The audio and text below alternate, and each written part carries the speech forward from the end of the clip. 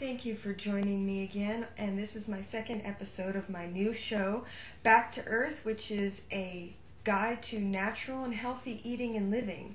I'm going to do another recipe today, which is in honor of my birthday, which was yesterday, so I'm a little bit late. I'm going to be making a chocolate vegan cake, and it's going to be absolutely delicious.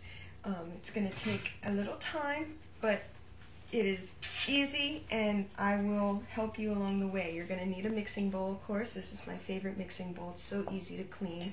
I love metal. You're going to need a fork. Well, anything to mix it with. You can use a whisk, but I prefer a fork. And, of course, your ingredients. You're going to need 11 ingredients this time, not including the frosting, which I will get into later. First, you're going to need 1 1/2 cup of white whole wheat all-purpose flour. Again, the whole wheat white flour is still light like white flour, so it's not as heavy and dense as the typical whole wheat flour, but it is less refined. It's not bleached, so it has more nutrients and less refining than the typical white flour you get in most baked goods. So that's 1 1/2 cup of that, 1 cup of sugar, and I use the organic raw sugar, which has that nice brown color to it, and 1/3 of a cup of cocoa. You can also use cacao powder, which is healthier for you, but I can't find it around here, and 1 teaspoon of baking soda, just baking soda. You don't need baking powder for this particular recipe. 1/2 of a teaspoon of salt. Sea salt is fine. Any kind of salt you want to use is fine. 1 cup of warm water. And 1/2 cup of organic, unsweetened applesauce. And 1 tablespoon, I use lids to put some of my ingredients in. This is 1 tablespoon of apple cider vinegar and 1 teaspoon of vanilla pure vanilla extract and 1/3 of a cup of almond milk. You can also use soy milk, rice milk, coconut milk. Any type of plant-based milk product will work. You just need 1/3 of a cup of that. And what I like to do to get a good mix is to put all my liquid ingredients, the milk, the water, the vanilla extract, and the vinegar, and get that all mixed up together. It helps the ingredients incorporate better if you mix the wet and the dry ingredients separately and then add them all together. And then in the big mixing bowl,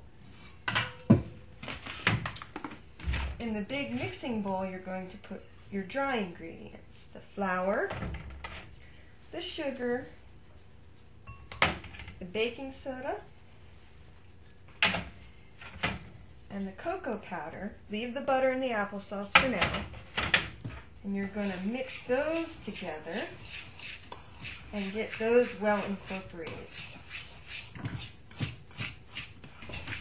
Alright, now that we've got the dry ingredients mixed up and well incorporated together now, we can add in our liquid ingredients. And now we can make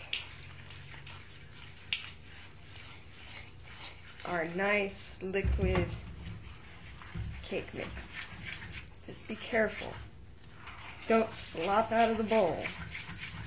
Oh, and you're also going to want to preheat your oven to 375 degrees. And you're also going to need a baking pan, a cake pan. Actually, it can be any shape. It can be square, it can be circular, but I prefer the circular. It's just tradition. And if you want to make a double layer cake, you can either split the batter in half between 2 pans, or you can make twice as much batter and fill both pans that way. Alright, that looks well mixed. And next I'm going to add the butter. That's about 2 tablespoons. Oh, I forgot to mention the vegan butter. Yes, 2 tablespoons of vegan butter. I use earthbound.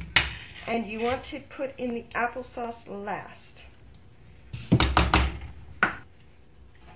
There's a lot of batter in this bowl, so I'm going to just do a 2-layer cake.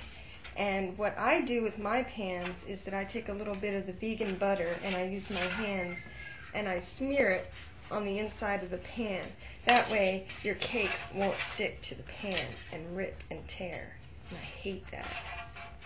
You also want to get in the crevices in the edges because that's where cake tends to stick.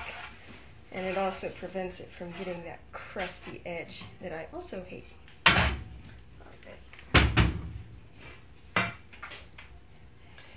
And you pour in the batter, one pan and then the other, and just try to get it about even.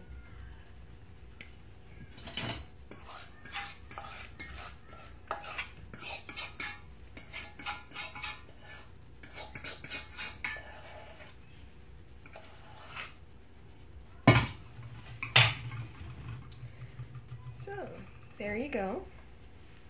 And you just stick it in the oven for about 30 to 35 minutes.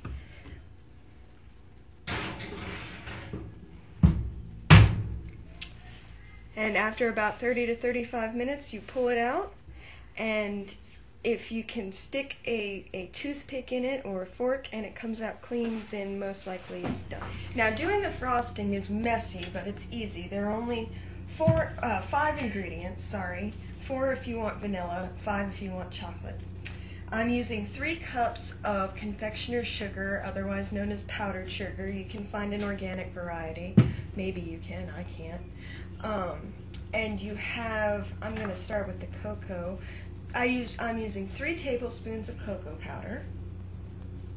And just kind of mix that up a bit. Now, powdered sugar is hard to work with because it gets everywhere. So just be careful when you're mixing it up. And I'm using 3 tablespoons of the vegan butter. And try to get that mixed in there a little bit. And 1 teaspoon of vanilla extract. Use 1 1/2 teaspoon if you're just doing vanilla, and forego the cocoa. And 4 to 5 tablespoons of almond milk. You don't need a lot of liquid in order to get the powdered sugar creamy, so you might want to add just a little bit at a time and get it to the texture you want. And if it gets too liquidy, then add more powdered sugar, and if it's too thick, just add a little bit more almond milk.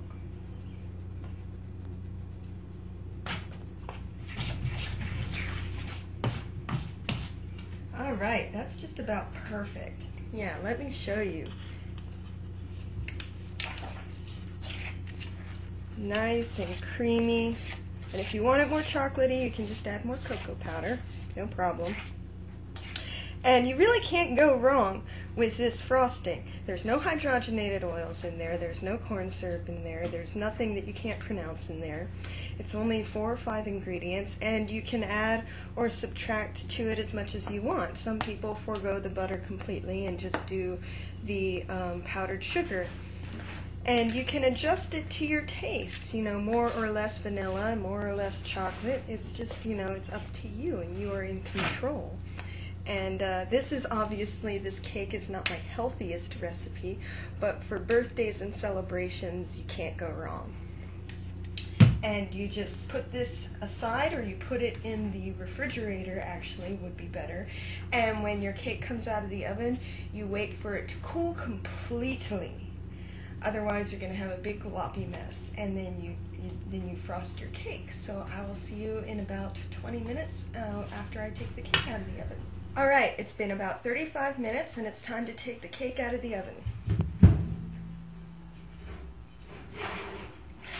Careful, it's hot. See how nice that looks? It looks like real cake. That's because it is real cake, real chocolate cake, made from scratch. None of that store-bought crap. And it smells good too. And it's nice and firm. It should be nice and firm and bouncy. Yep, there's another one. Nice and perfect. Wonderful. Alright, the cake is cooled, and now I'm going to frost it. We have our frosting, which has been sitting in the fridge, and just stir it up to get it creamy again so you can work with it more easily.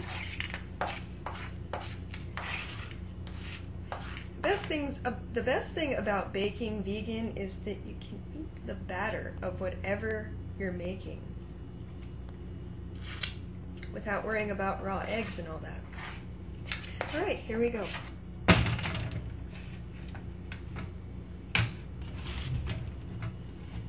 And I just use a regular butter knife,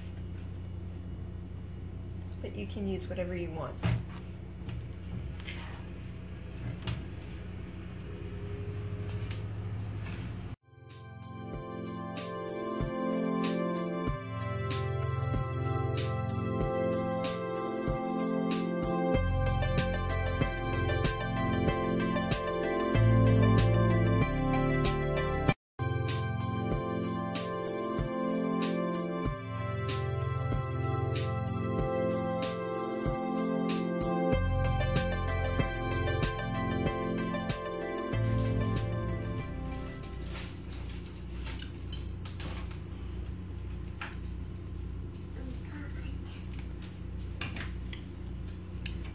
All right, there we go. There's our cake. I can tell it tastes delicious, but I'm not going to cut it up right now because I'm going to go over to my mother's house and share my birthday celebration with her. So trust me, it's delicious. And I'll confirm that in the comments below my video once I actually get to try it. But the frosting is awesome. Mama.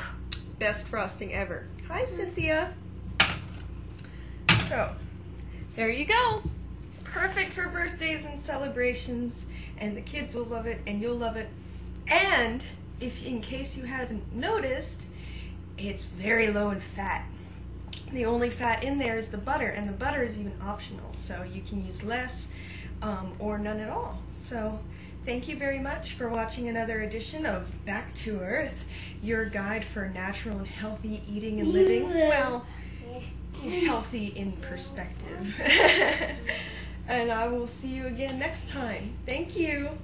Bye.